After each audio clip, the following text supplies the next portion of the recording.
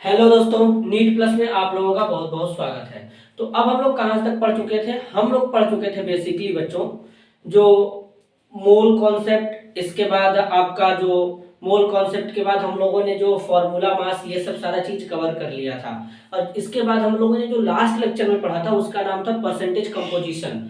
तो आज हम लोग किस टॉपिक के ऊपर बात करने वाले हैं? इंपीरिकल फार्मूला के बारे में बात करेंगे कि कैसे किसी भी कंपाउंड में इंपीरिकल फार्मूला कैसे निकालेंगे, उससे मॉलिक्यूलर फार्मूला कैसे बनाते हैं, ये सारा चीज एक एक करके डिस्कस करेंगे। तो चलिए सबसे पहले समझते हैं इंपीरिकल फार्मूला क्या होता है और इसके बाद मॉलिक्यूलर फार्मूला भी समझेंगे। ठीक है, तो देखिए इंपीरिकल फार्मूला जो होता है एक सिंपलेस्ट होल नंबर होता है। क्या होता है? सिंपलेस्ट होल नंबर होता है। किसका होता है? एटम का जो होता है, जो उस कंपाउंड के अंदर प्रेजेंट होते हैं। यही मैंने लिखा है, an empirical formula represent the simplest whole number ratio of various atom present in a compound.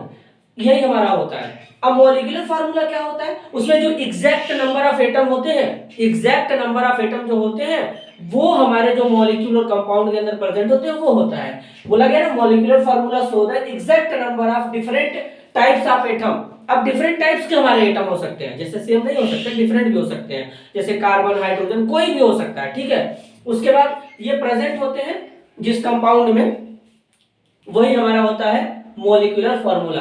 तो यही दो चीज हम लोगों को डिस्कस करना है। एक क्या है? इंपीरिकल फार्मूला, और दूसरा क्या है? Molecular formula. यही दो चीज यहाँ पे चलेगा। तो सबसे पहले हम लोग सीखेंगे कि कैसे इंपीरिकल फार्मूला निकाला जाता है। इसको सीखना जरूरी है। तो सबसे पहले डेफिनेशन का स्क्रीनशॉट ले लो भाई पहले। चलो, क्योंकि डेफिनेशन का स्क्रीनशॉट ले लोगे तभी हम लोग आगे बढ़ सकते हैं। अब एक एक प्रॉब्लम, अच्छा इसमें हम लोग नीट का भी प्रॉब्लम करेंगे। मैं तुम लोगों को दिखाऊंगा कि किस तरीके से क्वेश्चन नीट में पूछा जाता है यहां से। तो सबसे पहले इसको क्या करते हैं? डेफिनेशन को इरेज करते हैं। ये डेफिनेशन बस तुम लोगों को लिखने के लिए था नोट्स में। आराम आराम से पढ़ेंगे, समझ में आएगा, क्यों नहीं आएगा। ये जितना बड़ा होता है उतना दिखता है, उतना बड़ा है नहीं। नॉर्मल सा कैलकुलेशन है, हो जाएगा। इसमें कुछ मैंने नीट का भी क्वेश्चन ऐड किया है तो वो भी देखेंगे। चलो पहले नॉर्मल से क्वेश्चन से स्टार्ट करते हैं। सबसे पहले मैं प्रॉब्लम एक लिखता हूं, तभी ना प्रॉब्लम लिखूंगा तभी। प्रॉब्लम देखना कैसे सॉल्व करेंगे। ए सब्सटेंस, ऐसा करता हूं पहले मैं क्वेश्चन लिख देता हूं, ठीक है, नहीं तो दिक्कत हो जाएगा। यही प्रॉब्लम है बेटा, इसी को सॉल्व करना है। देखो क्या है, एक सब्सटेंस है। जब इसका एनालाइज किया गया था तो सीधे सीधे देखते हैं इसमें जो परसेंटेज कंपोजिशन दिया है, सोडियम का इतना दिया है, कार्बन का इतना दिया है, ऑक्सीजन का इतना दिया है। हमको इंपीरिकल फॉर्मूला कैलकुलेट करना है, एटॉमिक मास यहाँ पे गिवन है। ठीक है, तो इसको कैसे सॉल्व करेंगे जरा ध्यान देंगे। थोड़ा सा वेट करते हैं, हल्ला हो रहा है। चलिए, तो देखिए जब भी इस तरीके का प्रॉब्लम आता है सबसे पहले हम लोग क्या लिखने वाले हैं? पहले हम लोग देखेंगे कि इसमें कौन कौन से एलिमेंट इन्वॉल्व हैं। तो यहाँ पे कौन कौन से एलिमेंट इन्वॉल्व है सबसे पहले इसको लिखते हैं। तो कौन कौन से यहाँ पर एलिमेंट है ध्यान देते हैं। यहाँ पर जो एलिमेंट है बेटा, सोडियम है। कौन है? सोडियम है। इसके बाद कौन है? कार्बन है। कार्बन यहाँ पे है। इसके बाद कौन है? ऑक्सीजन है। यही तीन यहाँ पे एलिमेंट इन्वॉल्व है। ऑक्सीजन यही है ना, देखो यहाँ पर यही है। इसके बाद तुमको क्या करना है, ध्यान से समझना। अब इनका क्या करो, मास परसेंट लिख दो। क्या लिख दो? मास परसेंट। अब मास परसेंट कैसे लिखेंगे ध्यान देना।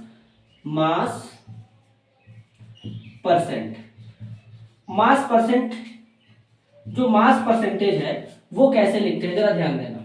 देखो एक मिनट, मास परसेंटेज कैसे लिखते हैं? मास परसेंटेज यही होता है जो इसका दिया रहता है। देखो यहाँ पे लिखा है ना परसेंटेज कंपोजिशन, तो ये इसका दिया है, तो इसी को लिखना है। चलो लिखते हैं। सोडियम का कितना है? 43.4%, यही है। कार्बन कितना है? 11.3%। इसके बाद कितना है? ऑक्सीजन कितना है भाई साहब? ऑक्सीजन तुम्हारा है 45.3%, यही है। ठीक है, अब क्या करेंगे, नंबर ऑफ मोल निकालेंगे। कैसे निकालते हैं ये भी देख लेना। नंबर ऑफ मोल्स, अब नंबर ऑफ मोल्स कैसे निकालते हैं, जो गिवन मास होता है उसको डिवाइड करते हैं एटॉमिक मास से। तो नंबर ऑफ मोल्स कैसे निकालते हैं, यहां पर गिवन मास, गिवन मास को किससे डिवाइड करेंगे, एटॉमिक मास से। किससे, एटॉमिक मास से डिवाइड करेंगे, यही होता है।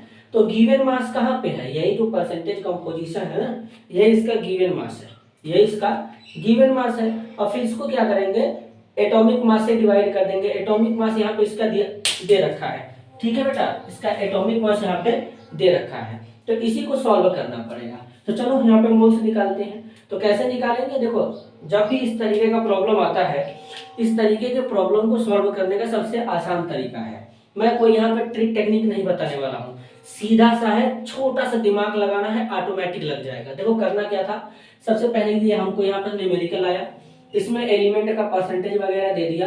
तो सबसे पहले हमको पहला काम क्या करना है कि उसमें जो जो एलिमेंट इन्वॉल्व है उसको लिख लेते हैं।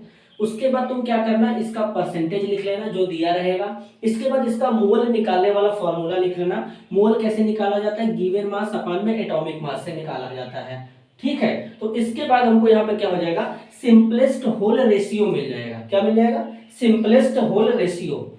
यहाँ पे यहाँ क्या मिल जाएगा, यहाँ पे मैं लिख देता हूं सिंपलेस्ट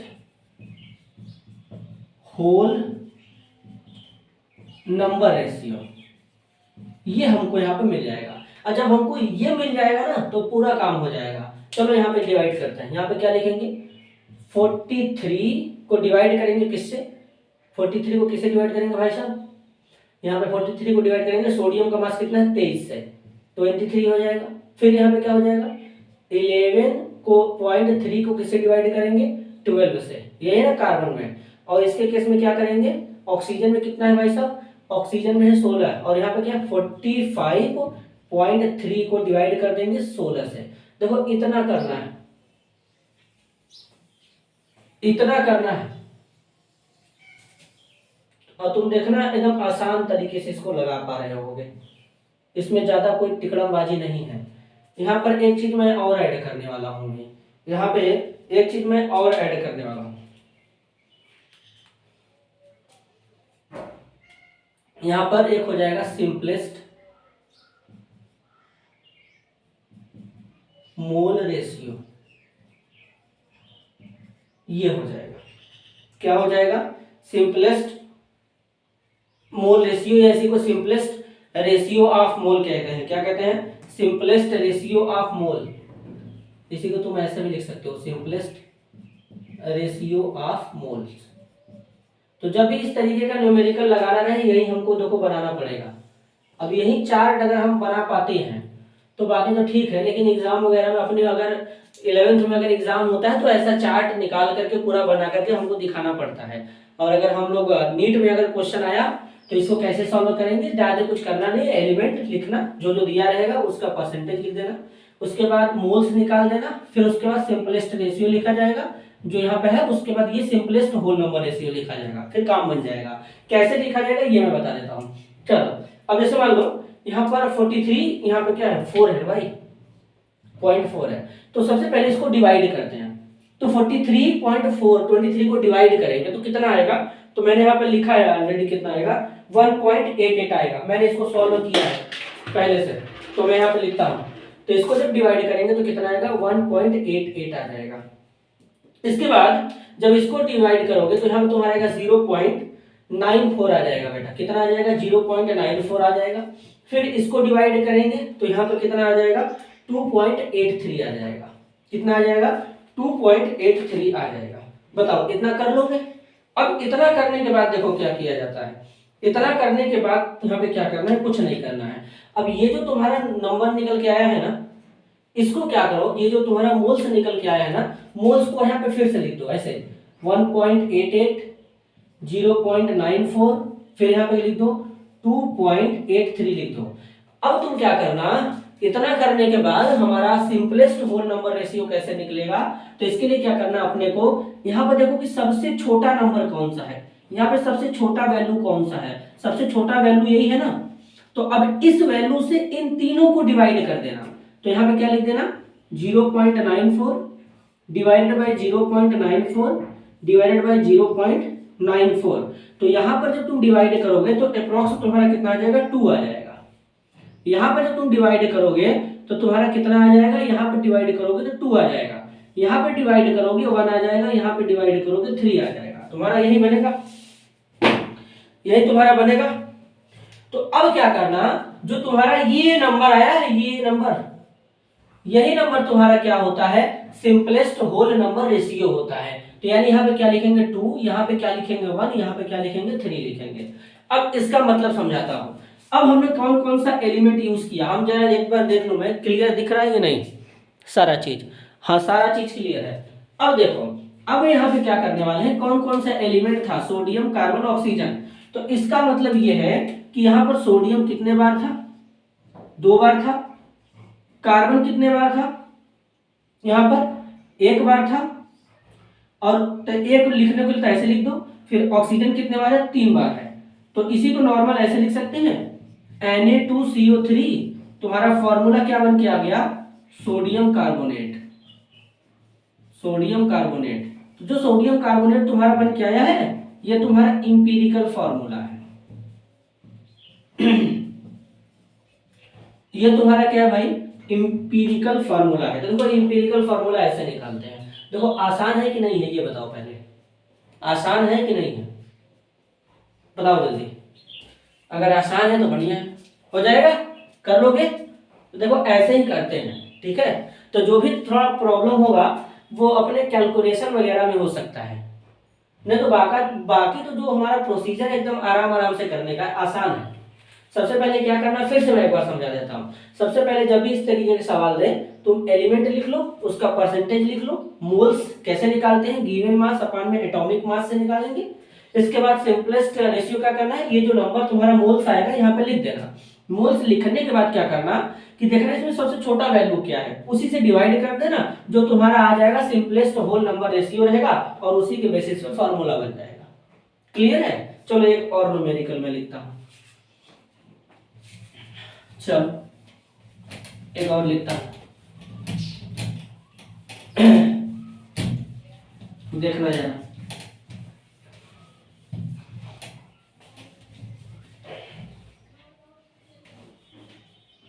इसको मैं मिटाऊंगा नहीं ना, न्यूमेरिकल यहीं पे लिख देता हूं।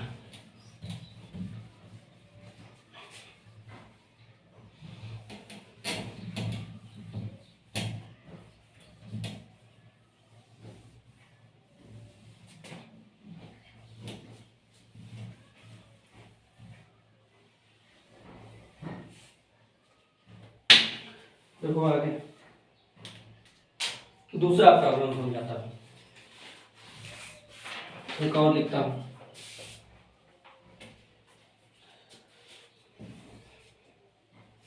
What is the simplest formula of the compound which has the following percentage?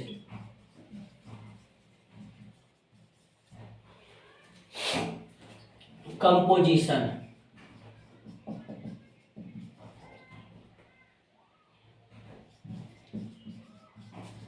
Carbon का 80% दिया है, 80% है। हाइड्रोजन तुम्हारा कितना दिया है, 20% दिया है, ठीक है, यही इतना दिया है। Question mark. If the molecular mass is 30, molecular mass भी दे दिया है, इसको भी ध्यान देना, 30 दिया है। Calculate its molecular formula. क्या करना है, मॉलिक्यूलर फॉर्मूला निकालना है, ठीक है। तो कैसे निकालेंगे मॉलिक्यूलर फॉर्मूला, देखो, हालांकि इसमें पहले इंपेरिकल फॉर्मूला निकालेंगे, उसके बाद मॉलिक्यूलर फॉर्मूला निकालेंगे। क्या करेंगे, पहले इंपीरिकल फार्मूला निकालेंगे, उसके बाद मॉलिक्यूलर फार्मूला निकालेंगे। ऐसा मत सोचना कि एनर्जी में कमी है, थोड़ा सा नींद लग रहा है, पता नहीं क्यों, इसीलिए ऐसा है। तुम लोगों को लग रहा होगा कि एनर्जी में कमी है, तो ऐसा कुछ नहीं है, ठीक है, थोड़ा बस नींद लग रहा है। देखो तो कैसे इसको सॉल्व करेंगे जरा ध्यान देंगे हम लोग।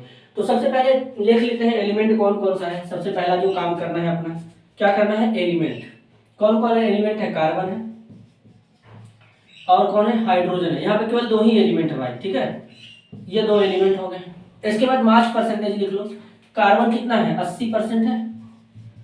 हाइड्रोजन कितना है, 20% है। नंबर ऑफ मोल्स निकाल लेते हैं। हालांकि यहाँ पे मास दिया नहीं है, लेकिन पता ही होगा कार्बन का कितना होता है 12, हाइड्रोजन का कितना होता है 1 होता है। तो चलो इसको 80 को किससे डिवाइड कर दो, 12 से, और यहाँ पे 20 को किससे डिवाइड कर दो, 1 से डिवाइड कर दो। तो जब इतना करोगे तो तुम्हारा क्या हो जाएगा, इसके किस में कितना आ जाएगा, 12 को 80 से डिवाइड करोगे कितना आ जाएगा, 6.66 इतना आएगा। और तुम्हारा इसके बाद कितना आएगा, 1 मिनट 1 मिनट 1 मिनट 1 मिनट, यहाँ पर कुछ 1 मिनट, इसको जरा चेक करते हैं यार, न्यूमेरिकल में कुछ गड़बड़ी लग रहा है भाई। नहीं ठीक है, हमको लगा कि मैंने ये कैलकुलेशन गलत लिख दिया, मतलब जो डिवाइड किया है मैंने 80 को 12 से, मेरे को लगा मैंने गलत लिखा है, लेकिन ये सही लिखा है मैंने, 6.66 ही आएगा, ठीक है। आगे चलते हैं। अब देखो जब इसको डिवाइड करेंगे तो कितना आ जाएगा, 1 आ जाएगा। अब इसमें हमको देखना है सबसे छोटा वैल्यू कौन सा है, तो सबसे छोटा वैल्यू ये है ना भाई, 6.66। तो चलो यहाँ से लिखते हैं। तो पहले 6.66 हो जाएगा। अब इसको क्या करेंगे, 6.66 से फिर डिवाइड कर देंगे। अब फिर यहाँ पे कितना हो जाएगा, ये ध्यान दो, यहाँ पर कितना हो जाएगा, यहाँ पर तो ये हो जाएगा 1 है, यहाँ पर अच्छा यहाँ पर 20 आएगा ना, हाँ तो 20 आ गया, क्योंकि यहाँ पर तो देखो 20 से कम 20 ही बार हो जाएगा। तो इसके बाद कैसे डिवाइड करेंगे, 20 को किससे डिवाइड करेंगे, 6.66 से, ठीक है। तो इसको डिवाइड करेंगे तो मेरे हिसाब से 3 आएगा। एक बार मैं चेक कर लेता हूँ, इसको मैंने सॉल्व नहीं किया है। 20 डिवाइडेड बाई 3 कितना है, 6.66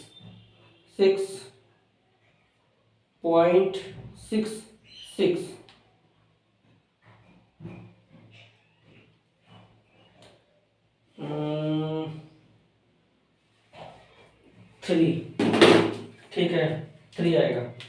तो इसको डिवाइड कर देंगे तो यहाँ पे 3 आ जाएगा, यहाँ पे कितना आ जाएगा, 1 आ जाएगा। अब तुमको इसी चीज को देखना है।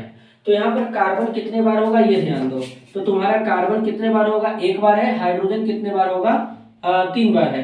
तो इंपीरिकल फार्मूला क्या बनेगा, इंपीरिकल फार्मूला, तुम्हारा इंपीरिकल फार्मूला बनेगा C1 और H कितने बार है, H 3 बार है, H3 होगा। तो फाइनली इसको हम लोग CH3 लिख सकते हैं। तो ये तुम्हारा CH3 क्या बनेगा, इंपीरिकल फार्मूला बनेगा। क्या बनेगा, इंपीरिकल फार्मूला बन जाएगा। अब हमको निकालना क्या है, हमको निकालना है मॉलिक्यूलर फार्मूला। देखो इंपीरिकल फार्मूला निकल गया, अब हमको निकालना है मॉलिक्यूलर फार्मूला। तो मॉलिक्यूलर फार्मूला कैसे निकालेंगे यहाँ पे मैं समझाता हूँ। मॉलिक्यूलर फार्मूला निकालने के लिए सबसे पहले क्या करना पड़ेगा, एक फार्मूला मैं और ऐड करने जा रहा हूँ, स्टार बना के इसको लिख लेना। N is equal to molecular formula, molecular formula divided by empirical formula, empirical formula. एक फार्मूला तुमको ये याद रखना पड़ेगा, कॉपी में नोट कर लेना। एक फार्मूला ये और एक फार्मूला और ये दूसरा वाला मैं लिखने जा रहा हूं, molecular formula, molecular formula is equal to हो जाएगा इंपीरिकल, इंपीरिकल फार्मूला इंटू 2। ये तुमको याद रखना पड़ेगा, और बाकी अगर इतना कर लोगे तो कर दूंगा मैं, देख लूंगा मैं, दिख रहा है कि नहीं फार्मूला ये तुमको, ठीक है दिख रहा है। तो देखो आप कैसे यूज करेंगे इसका। तो सबसे पहले क्या करते हैं हम लोग, देखो मॉलिक्यूलर फार्मूला निकालने के लिए अपने को क्या चाहिए, इंपीरिकल फार्मूला जो कि अपने पास है, इसमें 2 से मल्टीप्लाई करेंगे। तो लेकिन उससे पहले हमको क्या करना है, यहाँ पर ये देखो कैसे निकलेगा, ये वाला फार्मूला कैसे यूज करेंगे, ये जबरदस्त है। पहले ये जबरदस्त है, क्यों, जब तक हम लोग क्या करेंगे, जब सॉरी यार, मैंने क्या कर दिया,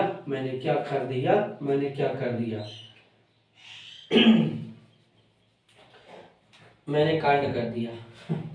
यहाँ पे एन लिखेंगे, ठीक है, एन एन एन एन लिखेंगे, यहाँ पे टू नहीं लिखेंगे, एन लिखेंगे। अब सही है। चलो तो देखो दोनों फार्मूला कैसे यूज करना है, n is equal to molecular formula divided by empirical formula.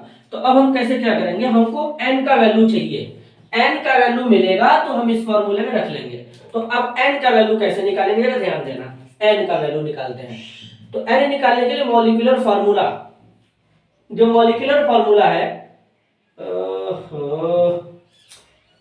क्या यार, हर जगह गलती, मॉलिक्यूलर मास होगा भाई, ठीक है, गलती से मिस्टेक हो गया। देखो मॉलिक्यूलर मास होगा, तो सबसे पहले यहाँ पे मॉलिक्यूलर मास हमको लिखना पड़ेगा। तो n is equal to molecular mass कितना दिया है, 30 दिया है, मॉलिक्यूलर मास 30 दिया है। अब इंपीरिकल फार्मूला यहाँ पे जो मैंने लिखा है, यहाँ पर एक्चुअल में मेरे को लिखना चाहिए इंपीरिकल फार्मूला मास।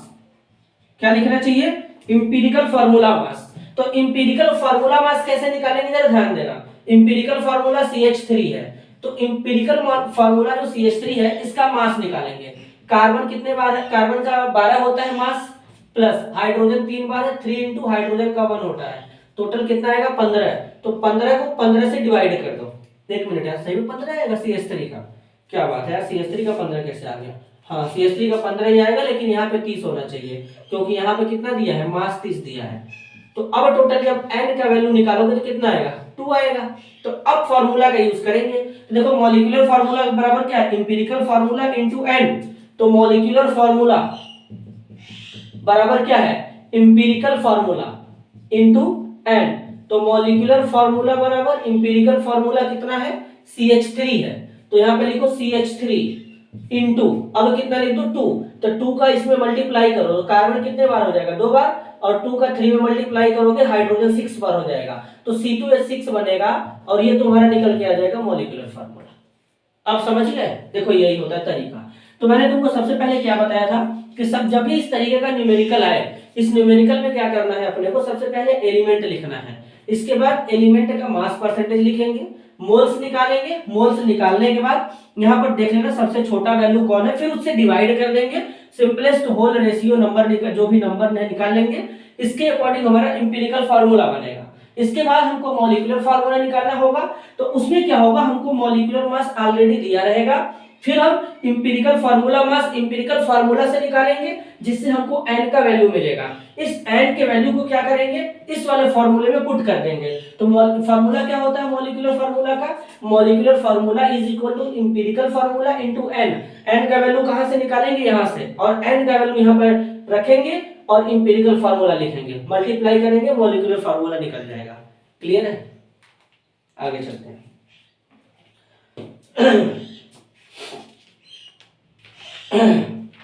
चलो एक प्रॉब्लम फिर से डिस्कस करते हैं। अब हम लोग आराम आराम से निकालेंगे ना, अब मतलब थोड़ा फास्ट निकालेंगे, क्योंकि अब तो मैंने बता ही दिया डिटेल में क्या करना है, तो आप फास्ट निकालेंगे, स्पीड में निकालेंगे।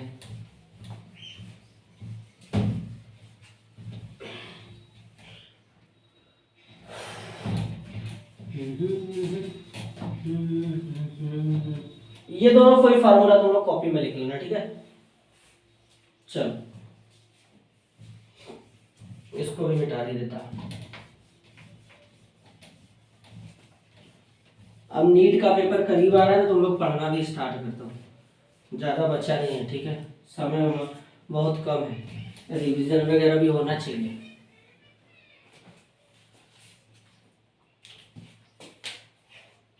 एक और प्रॉब्लम मैं यहाँ पे समझाता हूँ, ये नीट में देखो पूछा हुआ है, PYQ है,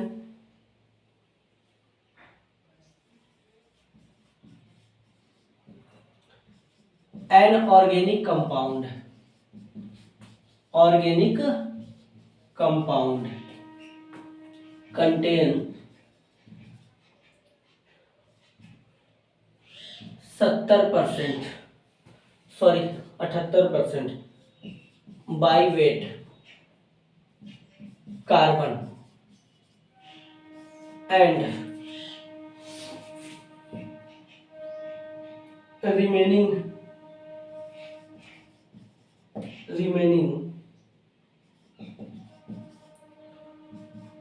percentage of hydrogen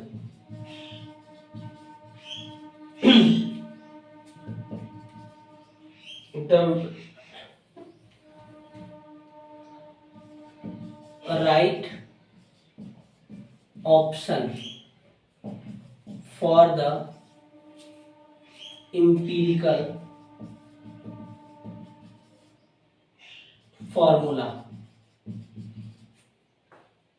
of this compound is। अब तुम्हारा एटॉमिक वेट भी दिया है,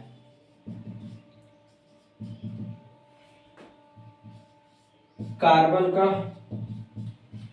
12, हाइड्रोजन का 1 दिया है। 4 ऑप्शन भी तुम्हारा दे रखा था, CH2, CH3, CH4, CH, यही है ना, क्या दे रखा है, CH। तो इसी को सॉल्व करना था, इसी को सॉल्व करना था यही इसी को सॉल्व करना था भाई, ठीक है। तो इसको कैसे सॉल्व करेंगे जरा ध्यान देंगे।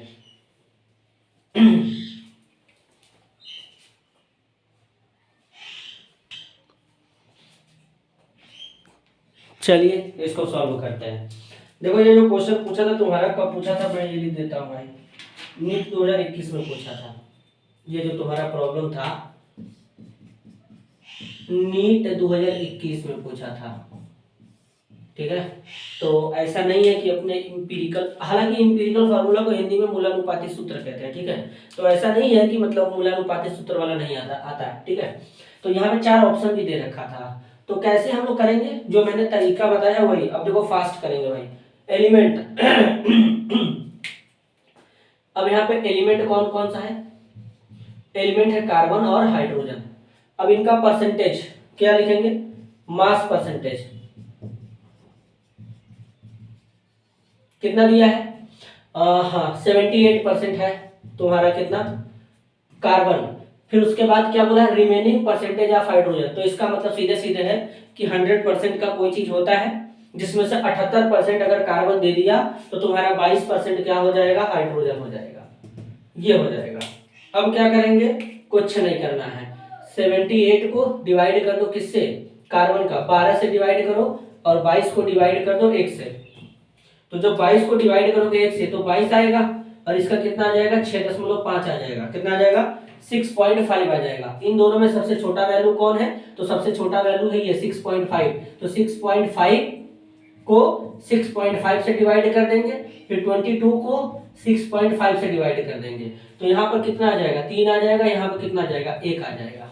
यही आएगा, यहाँ पर कितना आएगा, 3, और यहाँ पर कितना आएगा, 1 आएगा।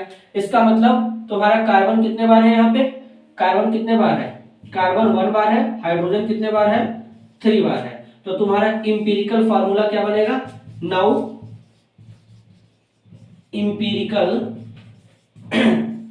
Formula of organic compound is CH3, यही होगा CH3। देखो तो इसमें से फाइनल आंसर क्या हो जाएगा, ऑप्शन बी। देखे, तो यही करने का हमारा स्पीड और तरीका होना चाहिए। कब, पढ़ने के बाद। जब तक नहीं पढ़े हैं धीरे धीरे करेंगे, समझ के करेंगे। जब चीजें प्रैक्टिस में हो जाएंगी तो ज्यादा स्पीड से होने लगेगा और अपने आप स्पीड पकड़ लेगा। जैसे जब तुम पहली बार याद किए होगे एलिमेंट का नाम, पहले हाइड्रोजन, हीलियम, लिथियम ऐसे याद करते होगे, अब हाइड्रोजन ऐसे स्पीड में बोलोगे। तो यही मैटर है, जब प्रैक्टिस ज्यादा हो जाता है तो चीजें स्पीड अपने आप पकड़ लेता है। तो जितना ज्यादा प्रैक्टिस करोगे उतना ज्यादा स्पीड पकड़ेगा, लेकिन प्रैक्टिस करने से पहले पढ़ना जरूरी है। तो जो कॉन्सेप्ट पढ़े थे देखो वही अप्लाई कर लो यहाँ पे। कुछ नया तो मैंने नहीं लिखा है कि कुछ इसमें नया हो, ठीक है। तो यही बनेगा। चलो और भी नीट का प्रॉब्लम करा था। और भी नीट का प्रॉब्लम करा था, रुको इसको इरेज कर दूं पहले, पहले इसका स्क्रीनशॉट लो तुम लोग, क्योंकि ये नीट का प्रॉब्लम था। चलो बच्चों, तो मैंने प्रॉब्लम लिख दिया है, देखो ये भी नीट में पूछा था 2008 में। तो कैसे सॉल्व करेंगे जरा ध्यान देना। सॉल्व करने का तरीका क्या होता है, फिर वही 3 एलिमेंट लिखो, जो एलिमेंट दिया है, कार्बन, हाइड्रोजन, ऑक्सीजन। कार्बन हो जाएगा, हाइड्रोजन हो जाएगा, ऑक्सीजन हो जाएगा। कार्बन का परसेंटेज कितना दिया है, यहाँ पे इतना दिया है, तो 38.71, और हाइड्रोजन, ऑक्सीजन 3 एलिमेंट है, तो इसमें कार्बन इतना दिया है। 1 minute 1 minute 1 minute 1 minute 1 minute. Oxygen का परसेंटेज मैंने नहीं लिखा, क्या क्वेश्चन में भाई? 38 है, हाइड्रोजन है, ऑक्सीजन का मैंने नहीं लिखा। ऑक्सीजन का परसेंटेज मैं लिख देता हूँ, छूट गया है, 51.62 यही दिया था न्यूमेरिकल। चलो, तो कार्बन का परसेंटेज हो गया। अब हाइड्रोजन का परसेंटेज लिखो, 9.67%, और ऑक्सीजन का लिखो 51.62%। ठीक है, चलो इसको डिवाइड करो।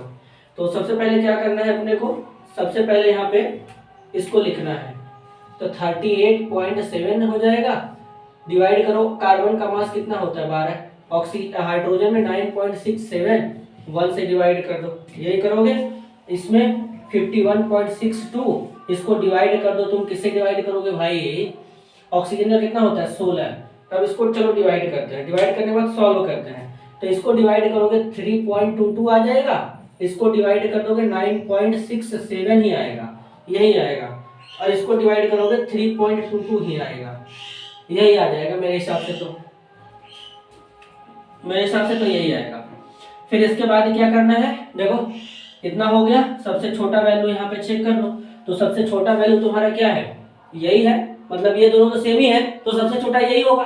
तो यहाँ पे 3.22 डिवाइड कर दो किससे, 3.22 से, तो यहाँ पे कितना आ जाएगा, 1 आ जाएगा। यहाँ पे 9.67, तो 9.67 मतलब तुम्हारा 3.22, इसी से डिवाइड करना है क्या, तो तुम्हारा 3 आ जाएगा।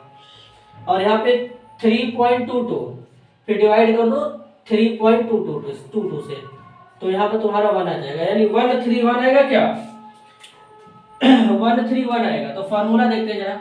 तो इसका मतलब क्या है, कार्बन कितना बार है, 1 बार, हाइड्रोजन 3 बार, ऑक्सीजन 1 बार। तो now empirical formula of organic compound is, कितना बनेगा यार, 1 कार्बन है, हाइड्रोजन 3 है, ऑक्सीजन 1 है, CH3O बनेगा। तो फाइनल आंसर क्या होगा, ऑप्शन डी होगा। तो ऐसे प्रॉब्लम यानी चीजों को सॉल्व करते हैं, ज्यादा कोई कठिन नहीं दिया है कि ज्यादा हार्ड तुम्हारा क्वेश्चन आ गया है, नहीं लगेगा ऐसा वैसा कुछ, आसानी है, बस लगाने का तरीका मालूम होना चाहिए और कैसे लगाया जाता है। तो तरीका मैंने सिखा दिया, इसलिए मैं डायरेक्ट लिख रहा था कि कैसे कैसे किया जाता है। तो इसी तरीके से तुम्हारा ये इंपीरिकल फार्मूला का कॉन्सेप्ट और मॉलिक्यूलर फार्मूला का कॉन्सेप्ट खत्म होता है। अब अगले लेक्चर में हम लोग स्टाइकियोमेट्री के ऊपर डिस्कस करेंगे, समझेंगे स्टाइकियोमेट्री क्या होता है, किस तरीके से उसमें डील करेंगे। तो स्टाइकियोमेट्री कंप्लीट करने के बाद उसमें जो लास्ट टॉपिक बचेगा वो परसेंटेज कंपोजिशन का बचेगा। परसेंटेज कंपोजिशन नहीं बचेगा भाई साहब, सॉरी, कंसंट्रेशन टर्म बचेगा, जिसमें मोलारिटी ये सब पढ़ना पड़ता है। तो उसको डिस्कस कर लेंगे, फिर पूरा का पूरा ये चैप्टर हमारा फिनिश हो जाएगा। तो आज के लिए बस इतना ही, मिलते हैं अगले वीडियो में, तब तक के लिए धन्यवाद।